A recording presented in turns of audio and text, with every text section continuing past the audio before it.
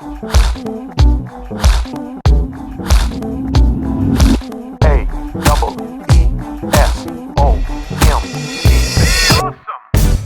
want to meet you. I want to meet the you All inside. right. So first, I remember getting the phone call that Xavier's mom had delivered him, and my mom giving me a call saying, "Hey, we got to go to Huntsville. Damien had the baby. They had the baby." So we get on the road. We go down. All along the way, I'm thinking, "Oh my goodness, this is the first boy," because he was the first and only male grandchild that my mother has. My only nephew. Getting down there to Huntsville was so exciting. He was such a pretty baby. He had pretty black hair, and he was so tiny, those long legs. And I believe that was also alumni weekend when we went down. And seeing him for the first time was like really, really special. I still hadn't had any children. Um, Damien had already had two daughters, and having this boy was like so special for me, this nephew. Fast forward a couple of years, Damien and his wife moved to Gary, Indiana, and where I was able to spend even more time with my nephew. He became man. Everything we said was man, man this, man that. I remember him being such a funny kid. He was so smart, but I remember him being so quiet. He very rarely talked. He would do things that would make us laugh. I remember it went through a period when it was a concern whether or not Xavier could hear. That terrified me because I was like, oh no, I hope he's not deaf. What's going on? Because when he would talk, it would always sound like he was slurring his words a little bit, or you could not really understand. You would have to make him repeat things 4 or 5 times. Then finally one day, I remember Damien and his mom had taken him to the doctor, and come to find out during that time, the big worry wasn't even nothing to really be worried about because his older sister would speak for him. So he had not had the opportunity to really speak for himself. He just would point and things would happen for him, or his sister would say, "Oh, Xavier wants one too," and that would be it. And then finally, when she went off to school, we noticed Xavier's vocabulary expanded. Okay, so then also I remember when Damien and his wife had asked me to keep the kids while they were at work. I was available to do it. I was working from home. So I kept the kids. We would have fun time together, go places, do everything. And me and Xavier always had a special bond. He was my nephew, he was my ace, my little man. And Xavier was always one of those kids that would he wasn't a loud child. He was like real mild mannered. Um, he didn't like for you to raise your voice, probably because my brother never really was a yeller. And I remember spending special times with him. And as he got older, 4 or 5 years old, he started to speak more, like to play with his toys, be with his cousins. And I remember during the time when Damien and his Xavier's mom had separated, we had an even closer bond because during that time, my mom and I were the female role models in his life. During that time, I also remember my brother started dating. As Damien was dating other women, I noticed my nephew kind of get a little quiet on you, and I would have to ask questions. Is everything okay? Is the person nice? He would always say yes. He would always tell me yes. He would never tell me anybody had been mean to him. He would always say they were nice. So I remember when Damien had started dating another young lady, and during that time when he was dating her, my nephew had bonded with her. I was okay with the bond. My concern was just the person hadn't had any children. Is she going to be nice to him? How well was she going to treat him? So I noticed that a little bit of a turn happened with my brother during that time because not that Xavier wasn't good enough, but it was every little thing that this girl brought up. It was like a gauge against whether or not did you say thank you? Did you do this? Did you do that? And I would always be like, well, I heard him say thank you. And, like, what's the big deal? So I remember this one day, we had planned to have a party at Xavier's school. And I went and I bought pizza and everything, and I got the cake. And we decided we were going to meet at the school at a certain time. Well, that morning, the woman that he was dealing with during that time, she had come over with presents and stuff that morning before he went to school. And my nephew, he was like excited, but it was like some clothes. So, kids aren't really excited about getting clothes or anything. And I remember him saying, oh, thank you. He told her, he said, thank you. And then the toys, she got him some little toys, and he said, thank you. So we all met up at the school about noon. We get there, and she came. Shocked me a little bit. I didn't know that she was going to be a part of that because they hadn't been dating that long, but I guess she wanted to be a part of that. So she came up to the school, and when we got there, um, she came over and she's like, did you like all of your gifts? And when she said it, I'm like, okay, we were at the house. I know he told her he liked everything. And she says, oh, well, are you going to say thank you? And I turned and I said, well, he already said thank you. So I thought that was the end of it. So after the party, we all get him, we take his stuff, and we go home. And my brother says, did you hear her when she was talking to you? And he's like, yes. And I said, what's wrong? He said, well, she was saying that she didn't hear him say thank you. I said, I was here when he said thank you. He's a kid. What's the big deal? And I noticed that it irritated my brother. But I don't know if the irritation came from um, him not just saying thank you again, or the fact that she had said something. So that was my first wedge between me and the young lady that he was dealing with at the time, because I couldn't understand why you would put that kind of weight on a child. He said thank you. What are you looking for? So fast forward a little bit.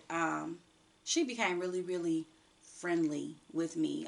During that time, I was a hairstylist. I was doing her hair. We had a relationship, but it was a standard you're dating my brother relationship, not a sister-in-law like most sister-in-laws can be, because I had noticed little things about her that I didn't like. And I'm not one of those type of people that, I'm forgiving, but I don't forget. And I use those things to pretty much um, put you in a box of how I feel about you as a person.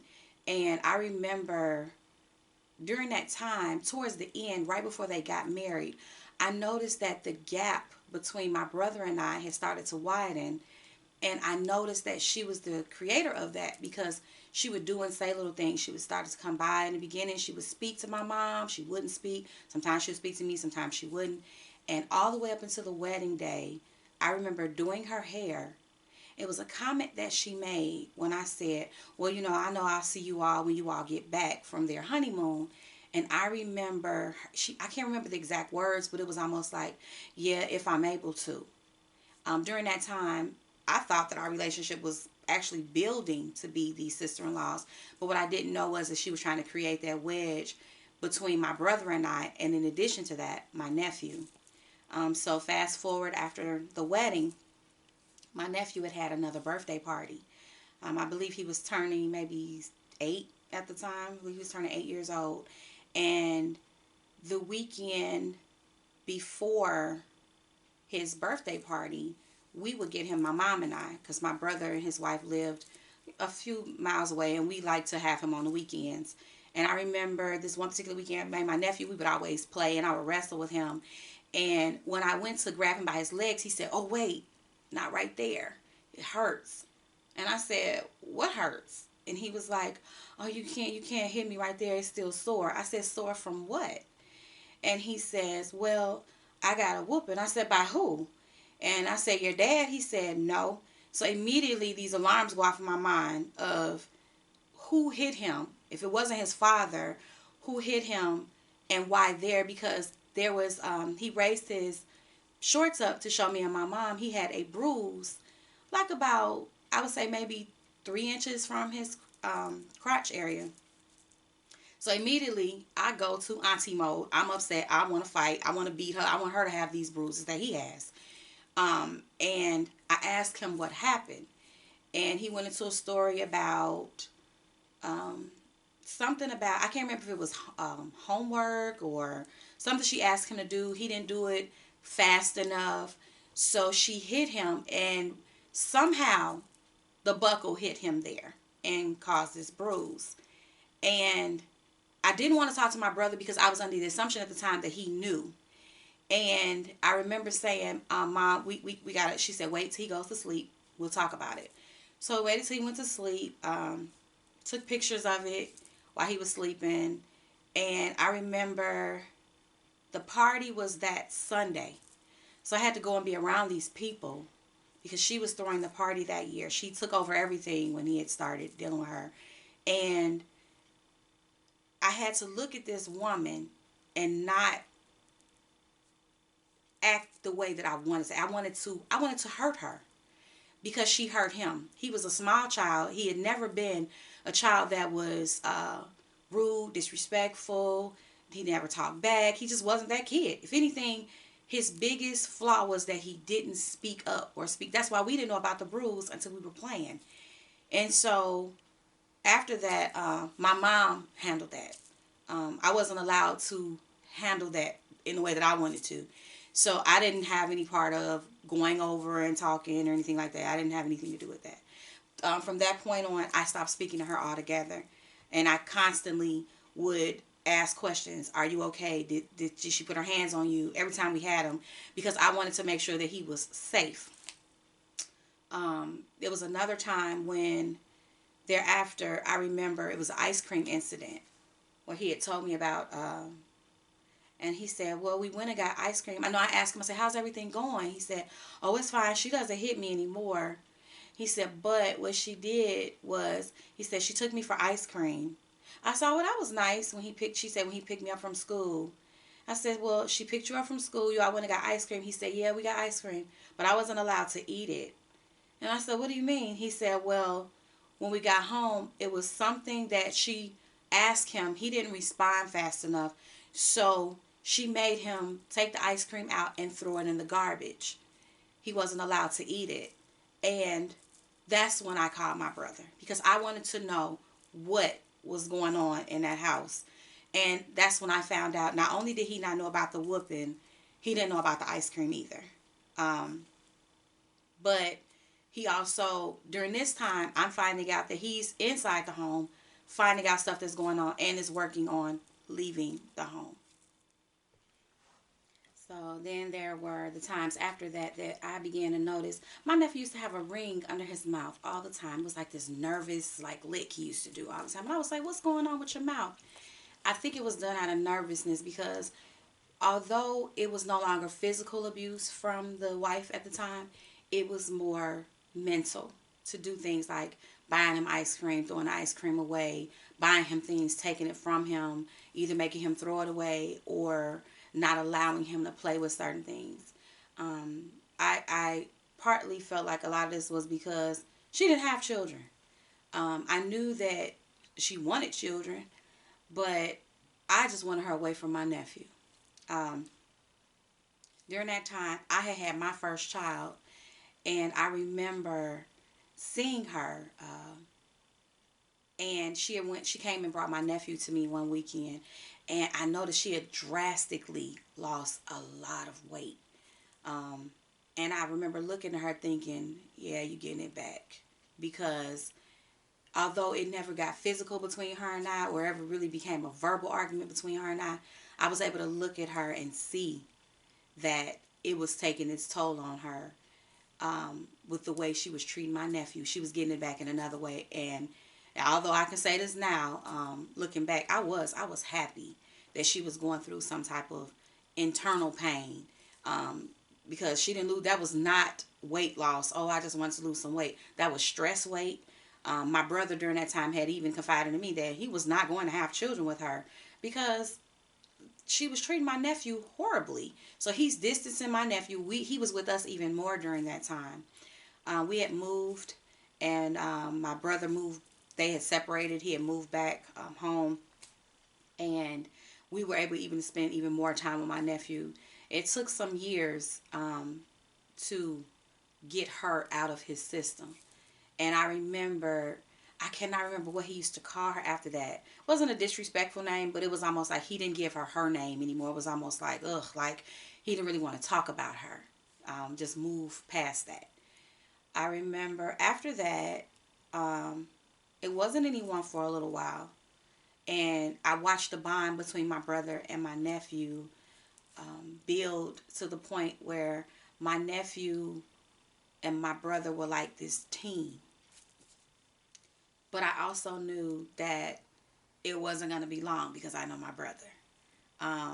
Damien is not the type of person, well, during these years, I would say, he was going to have someone around. My thing always was, they have to respect your children. They have to, because it's like, after going through what I witnessed with my nephew and that spouse at the time, I couldn't do it again. I already know I wanted this girl. I literally wanted to just hurt her because I didn't believe, you just don't put your hands on other people's children, let alone abuse them if it's not being done in a loving way, speaking to them. I knew that she was trying to hurt him mentally. And it was, I believe, because not only would he not have children with her, but I mean, she just was not a nice person. After after getting her completely out of the system, it was a little while before it was someone else. A few little sillies here and there. No one real serious that had the time to really create a bond with my nephew. Everybody wanted to be around Xavier. Xavier was that kind of kid that you would look at, and most women, when my brother would be dating him, the assumption was, oh, you're a single father raising your son all by yourself. Ooh, I want you to give me a son. Ooh, I know he loves children because, and the assumption was, because of this bond that he has with his child, he could have the same bond either with their children, or they could create this child together.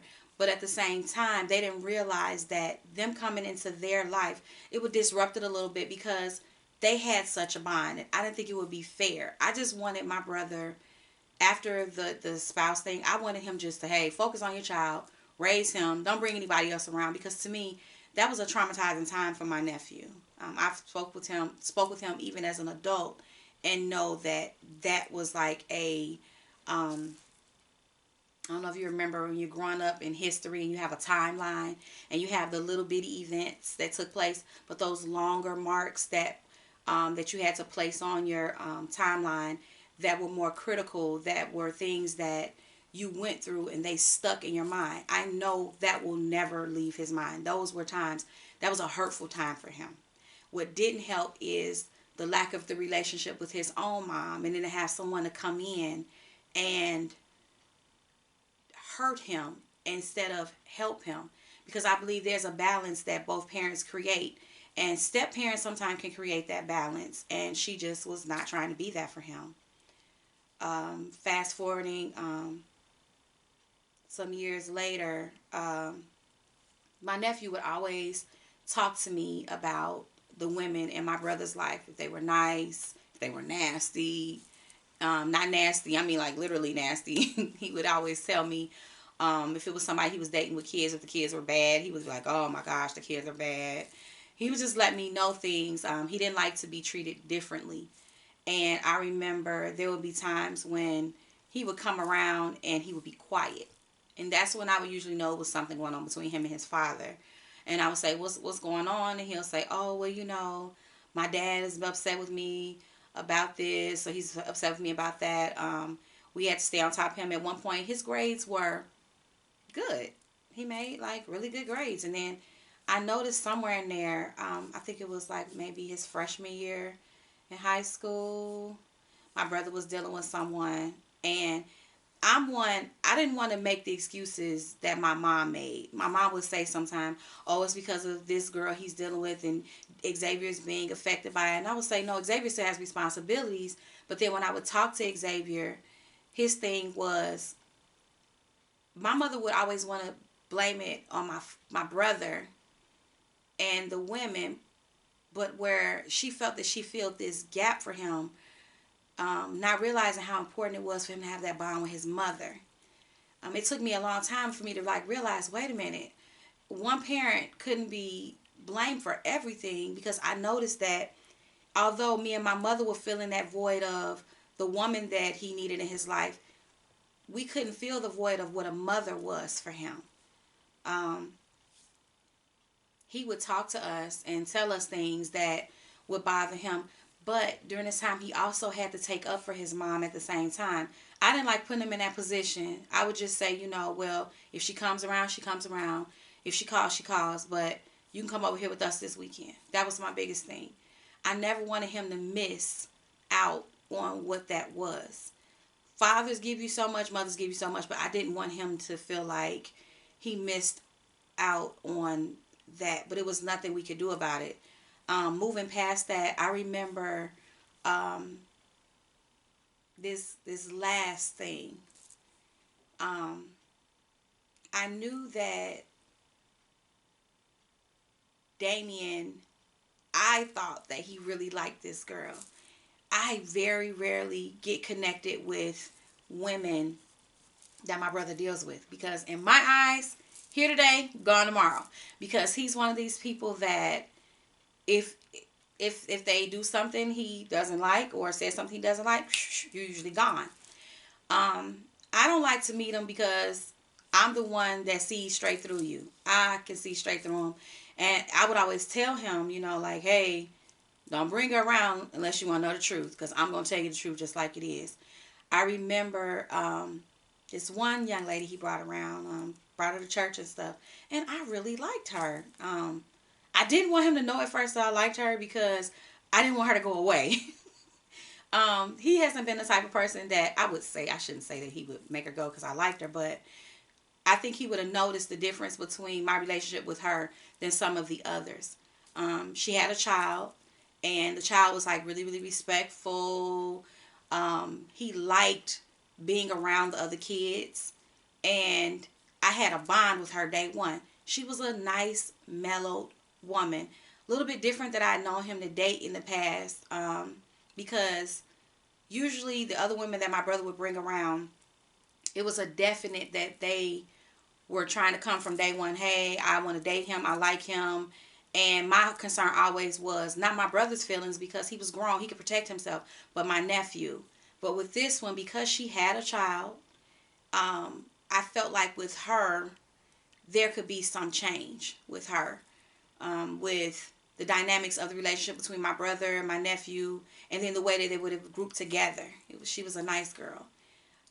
Because the girl before that, her children were young. She was still trying to figure out her way. My brother had been a father since he was 18, so it was a little different. I don't think she appreciated the fact having a man in the house to be that step into that role. I don't think she was ready. But this young lady had come from a different background. I think she was looking for that bond between father, child, stepfather, or friend, I would say, because it wasn't like marriage was on the table yet or anything like that, but I liked her. I genuinely liked her. And so one day I just happened to ask, like, hey, where's so-and-so? He's like, oh, well, And I was like, oh, no, I liked her. And his response was like, well, yeah, it didn't work out. And I was just like, oh, it hurt a little bit because she was one that I actually bonded with. Moving past that, I remember the next one. This time I wasn't as concerned about my nephew because he was older. We were almost leaving high school. And I remember day one knowing this person from over time because they had worked together for some time. And I felt like it couldn't hurt because they've known each other for so long. But it was something about her that I picked up on once the so-called dating, I guess if that's what you want to call, I don't even think it was dating that took place. It was a case of where I noticed day one she was trying to create this gap, not between Xavier and himself right away. It was between Damien, Xavier, and our family. I picked up on it right away. And I remember telling my husband and my mother that I picked up on it. And my husband immediately, he's just a good guy. He's like, oh, maybe it's not so bad. Maybe you're just reading too much into it. But I was like, no, because I noticed little things that were taking place When she would come around.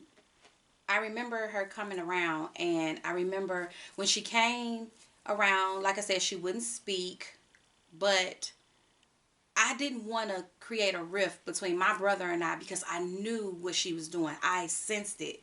So that's when I can't remember if he told me she was pregnant or if I noticed the bulge. I can't remember how that happened. I don't remember. But I do remember my brother had a car accident, and he called me in a panic. And I was like, well, "Where are you?" So he told me where he was, and I said, "Okay, I'm on my way." And when I got there, she was standing there, and she opened up her jacket. She had like on this black jacket. She opened up. She starts rubbing her stomach. She may have been maybe about 4 months at that time. So your stomach really. Her stomach wasn't that big, but she just kept rubbing all over her stomach. And so my brother turns and he says, "Why did you come?" And I was like, "Because you told me to." He was like, "Oh, I did. I must have been he said I must have been frantic after he swiped down the side of my car. He had an accident with a semi." And so she was standing there, and I started asking questions. I said, "Did you take pictures of his plate? Did you take pictures of of your car? Did you take pictures of the manifest, this thing inside the truck door?" And I'm asking questions. So she turns and looks at me and rolls her eyes. And I was like, "Okay, now I know for sure. Me and this girl will never have any type of relationship." And at the time I'm thinking, I don't remember. I may have asked my brother. No, I hadn't asked him yet. I didn't ask him about when this child was supposed to be even conceived. I didn't ask these questions yet. And so then past that, I remember her coming by the house. My brother was telling me he was in the process of trying to fix his credit and do things. And I was like, "Oh, well, I'll help you. Let me print these forms off for you that I use." And she's sitting there on the couch and she's looking at me, but he's looking down at the notebook I gave him. She's looking at me with this real smug look on her face. And I'm thinking, "Oh, you won't be around long," in my head, because I know if I tell my brother what's going on, unlike my mother, with my brother, I think he realized, he notices the difference between when your sister who says something, because I don't want to be jealous. My whole concern is him and my nephew's welfare, being in a house with a woman. I didn't care anything about if he wants to marry. I'm happy if he's in a good relationship. I'm good. But if it's toxic, if it's bad, I'ma speak up. And this particular time, she's a little bit bigger when she comes over to the house, and I noticed me and my brother literally went from talking to not talking as much. And we usually talk to each other 5, 10 times a day. And then once she was around, it was more like days sometimes could go by and there would be no conversation. And I told my husband at the time, I said, I I think it's this is the one that's gonna create this rift, because she's been trying to do it since day one. And it's crazy because they went from a work relationship to a baby on the way, because there was no dating in between. And I remember thinking, this is going to be the one that creates the rift between my brother and I. And it will all be because she was so underhandedly vindictive, and I picked up on it. Moving past that, um, the baby comes, and or no, the baby didn't come yet. I think they got married, and I didn't know. My brother never, even to this day as I sit here, my brother never said, "I got married today." I did not know from him.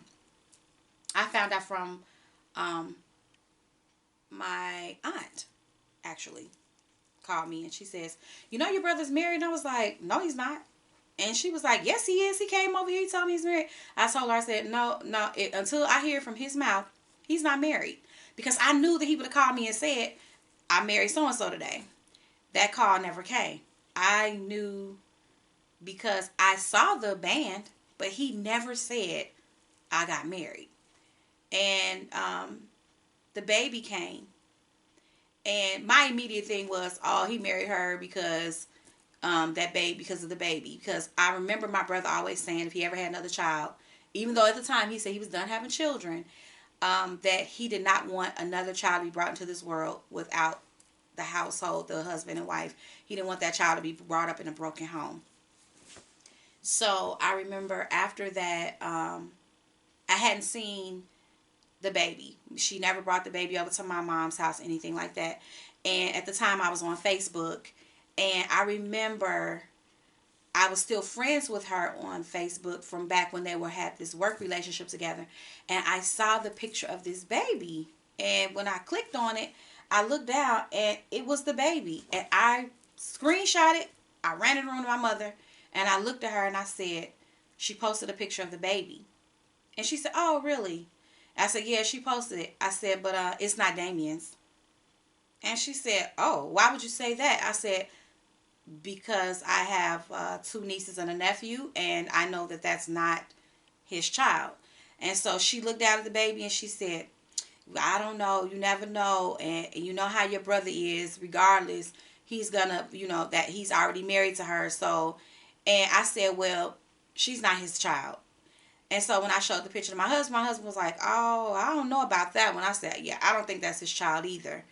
So then I want to say the 3-month picture came that she put online. And at that time, I was just waiting to hear from him whether or not this was his child. But I felt like, and we had this huge family discussion, minus my brother, but we included my nephew. And my nephew, Xavier, says, you don't think so? I said, I do not. I said, but I tell you what, it's going to all come out. I said, but the generation of my grandparents that would say, my grandparents, my grandmother's sisters, they were from that generation where they would literally look at a baby and tell the parent straight to their face, oh, you need to go get it. You don't need no test. I can tell you right now that that's not your child. I knew that that was not my brother's child. Although he started bringing her around and we bonded with her. Sweet little girl, sweet baby. But in my mind, I'm like, but she's not my brother's child. And we never treated her any different. We always based our feelings off of how Damien was, especially when it came to other people's children, because it's not my job to be mean to the child, treat the child any different. I just didn't care for her mother. So in between there, I remember getting a phone call one day. I was coming back from Chicago, picking my daughter up from school, and my nephew is screaming on the phone. Xavier is like screaming, please come get me, come get me, come get me. And I'm like, where are you? And the phone goes dead. So I'm calling the phone back. I'm like, where are you? He finally tells me where he's at. I'm flying. I'm driving on the Skyway. I jump on the toll road trying to get out to Miller. He's telling me where he is. I was like, what happened? He's like, my father attacked me because of this girl, because of his wife at the time. And I just thinking to myself, like, what happened? I cannot stand to hear none of my nieces and nephews cry. My nephew cry. I do not like that. So what I did was I get out there. He finally tells me where he is. I get over to him. He jumps in the car. At the time, I didn't have time to drop my kids off. So they're in the car. Both of them are starting to cry because their older cousin that they have this relationship with is crying. He's upset. So we're pulling off and I'm asking, what happened? What happened? Well, here's the thing with this wife. Her rift that she was trying to put between my brother and Xavier was different because she had an older child that was problematic, that stayed in and out of trouble. And Xavier, while he was not a troubled child as far as causing trouble, gangs, fighting, or anything like that, his problem was trying, in my opinion, I believe he was trying to find that balance. He was still missing that relationship with his own mom, his father, and it was like I thought they were trying to rebuild their bond. They were living in their own place together when this girl came into the picture. And I think the respect level for her was different because they went from working to no relationship, no bond, to now my father's married to this lady. And she was young. She had issues. But I don't know. I didn't understand what I honestly, right now, as I sit, I still don't understand what she was trying to do as far as creating division between them. I know that my brother was heavily involved with her oldest child as far as trying to make sure she did things the right way. He would speak up if she was doing something wrong, or if she was speaking to her mother disrespectfully, he would speak up. But when it came down to Xavier didn't disrespect his father. So it was different. And I believe that when she noticed that, I believe there was some type of, like, I don't know if she's trying to create a wedge between them. I don't know why. I didn't understand her. I didn't get it. I still don't understand what it was that she was trying to do there. But I do know for sure she was trying to create it between my brother and myself. I don't know because I wasn't in that house to know what went on behind closed doors. But when I got the call, I got there. Um, when I listened to the story, didn't quite make sense to me as far as why my brother responded the way that he did, getting involved for my nephew. As far as, I guess the situation was, he felt like Xavier had disrespected his wife, or Xavier had disrespected her, and his job was to come in and be the father and fix, because you have this damsel in distress and she's crying out, oh, he disrespected me, he did this, he did that. But when I found out what it was, I really didn't feel like she had not created that bond with him to even talk to him about work or school on the level that she was trying to do. I felt like, to me, she was overstepping. To me, if you lack the relationship with the person, you should not get involved in something. If she wanted to offer, to me, when you have families that are coming together, when you already have children involved and you're coming together, almost creating this Brady Bunch, like, to me, she should have talked to his father about what she could do. Maybe them together could have went to him, and same thing with her other with her child. But it didn't happen that way. Everything was quick, quick, quick, quick, quick with them. And whereas they may have been work friends, I don't know that they should have been husband and wife. Especially when you have the family, our family, my brother's family, questioning this child. So fast forward months ahead, my nephew moves in with my mother and I, my husband. We all living in the house together. Stuff is coming out about different things that took place at the house, as far as how she was as a woman slash stepmother slash mom to her own children. And all in all, I'm thinking, my brother's not staying. My nephew and my mother are like, oh no, it's gonna be this time, she gonna be doing. I said, nah, he's not staying. He's gonna get out of this situation. And I kept saying, because that's not his child. And sure enough, I got the call once Damien had moved, that not only was she not his child, that he knew months before moving to Florida that she was not his child. I remember thinking, wow. And I told him right away, I said, now ask me, your sister, how did I already know that she wasn't your child? And he was like, you knew. And I was like, yeah, I knew. I said it when I first saw the first picture. And I said, well, do you all know who the father is? And he's like, yeah. And when I found out all of the lying that took place, and I say lying because one thing I can say about Damien, just same I can say about Xavier, I've never known my brother to be a liar. When things have happened, to me, it's almost like you can't find anybody more honest. It's almost, he's actually honest to a flaw, because Damien is the type of person that if you fat, you fat. He's going to say you fat. He's not going to sugarcoat it. Nice person, but speaks from the gut. And I couldn't see him lying. I just think that he was looking at the situation like, I want to try to, I don't know if he tried to work it out beyond that. Me personally, I felt like walk away. Because this child's father should be in her life. It would not be fair. The lies that came thereafter, like, you supposed to try to keep this child from her real father. Why would you do that? I couldn't understand why any woman would want to do that. And now there is a smear campaign against Damien, because Damien walked away from a situation that potentially could have been not only toxic, but why walk into a situation like that when you don't know the real inner workings of it? This woman was scandalous. She was vindictive. And for that reason, I never cared for her. I have nothing at all positive to say about this woman, because I feel like from day one, although she tried to come off like she was this author and motivational speaker, and people throughout the city think so highly of this person. And I believe we had several friends on Facebook. We had several what do you call them, mutual friends through Facebook. And I remember periodically some of them would make little comments like, just because it's not just because he's not the father doesn't mean that he shouldn't stay in a child's life, or they had to get divorced. And I went on there, I went back and forth. I can be petty, and I posted on there and I said, well, go home and ask your husband what he would do if he found out the same. And then it got quiet, and then that's when I looked up and I saw that I had lost several friends, because I didn't side with him just because he was my brother.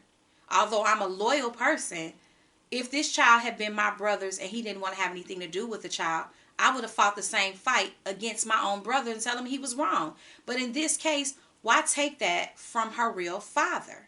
I understood what Damien did by distancing himself from a toxic relationship, getting phone calls that she had done stuff, and then she pops up down in Florida, and my nephew was like, I don't want to go. I know that my nephew initially wanted to go to Florida to be with his dad. It was a rebound. It was a new connection time. It was time for reconnection. It was time to bond that relationship, because now you're talking about father and son as an adult, to reestablish this relationship, to redo, and not to redo, but to make up for, I don't even want to use the word make up. I'll say to reconnect the lines that have been broken in between them, because throughout the relationship that they've had through the years, I believe a lot of it did change when there were women around. I believe there were only maybe 2 women in those years that tried to strengthen that bond and not try to tear it down. But a lot of them were so caught up on my brother being this single father who was raising his child on his own, who was hustling for his children, because his other children, same thing, constantly making moves, constantly just trying to make sure that everybody's head was above water. Nobody struggled. Although he wasn't in the home with his other 2 daughters, it was still a case of where he was a father, always has been a father to them. And to sit back and watch this last relationship unfold, I watched my brother go literally from 0 to 100 and trying to create this new realm around himself of finding himself with his son.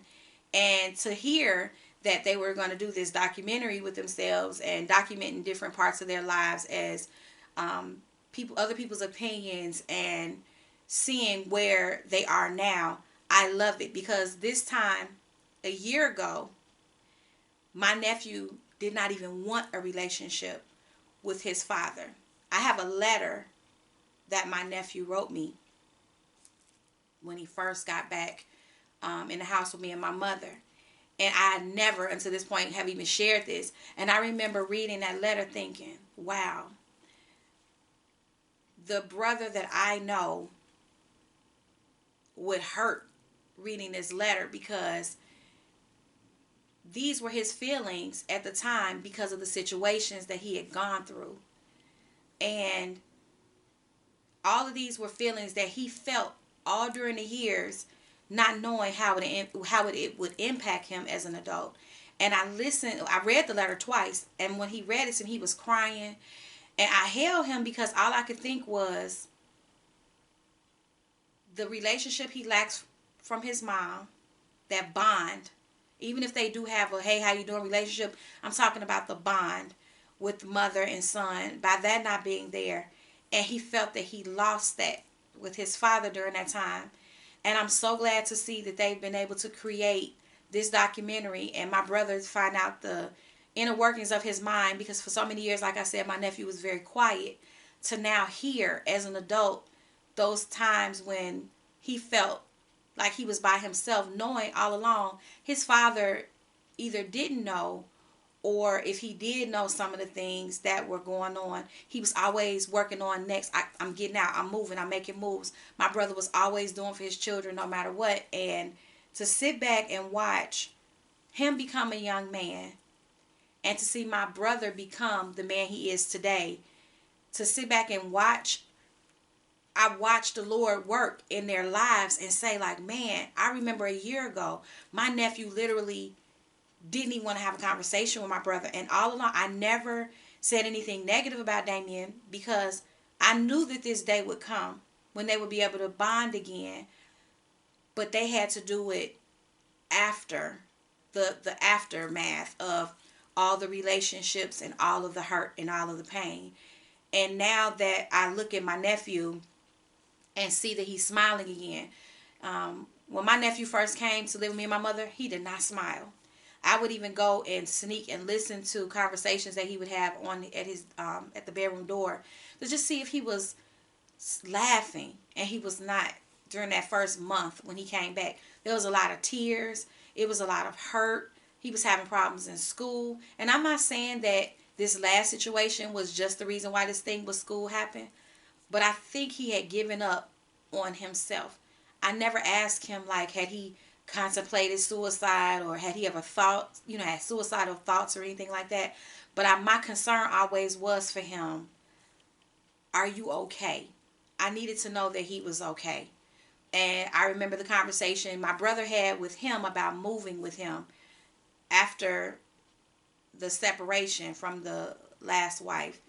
And my nephew at first was like, hell no, I don't want to live with him. I don't want to go with him. And after talking to him for weeks, I told him, I said, answer the phone when your dad calls. Hear him out. Don't just shut that door. You don't want to do that, because if he's willing to own up to his wrongdoing, then at least hear him. Don't do that. And I remember him saying, he's like, okay, Auntie Keisha. And I'm so glad to know that today, when I originally got the phone call when my brother said, I want to do a documentary, me and Xavier, Finding Us, 7600. And I remember initially when he told me the name, I was like, oh, so it wasn't Finding Me, it's Finding Us. And I love to hear that this bond was being created between father and son. But more importantly, when he sent me the definition or the meaning of 7,600, what it meant, the 76 and the 00, and I read it and I was like, that's it. There's your bond. And go from there.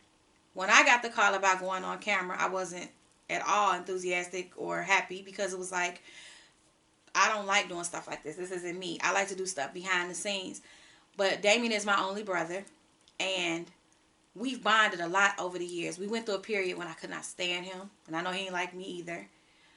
But now where we are at 40 and almost 44 years old, we're old enough and mature enough to be able to have this relationship, have these conversations, so that we can rebuild and be better for our children and do things in a way that we would have wanted our childhood to be.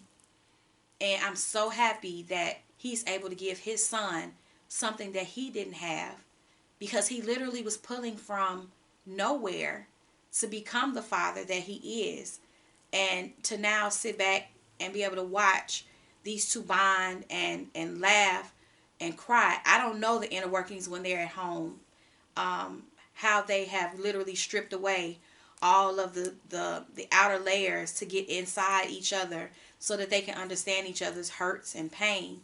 I don't know that part, but I'm glad and I'm happy to see what I now see between father and son, my nephew, my brother. And I'm Lakeisha Chandler, and this is Finding Us, 7600.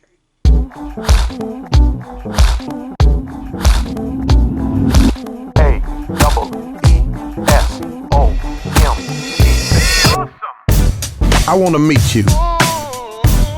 I want to meet the you inside of you. The you inside of you that will not be denied. The overlooked you, the disrespected you. The you inside of you. The overcomer you. The refuse to quit you. The in spite of you. The against all odds you. The even though I'm sick, I go anyway you. The knock down you, but the get back up you.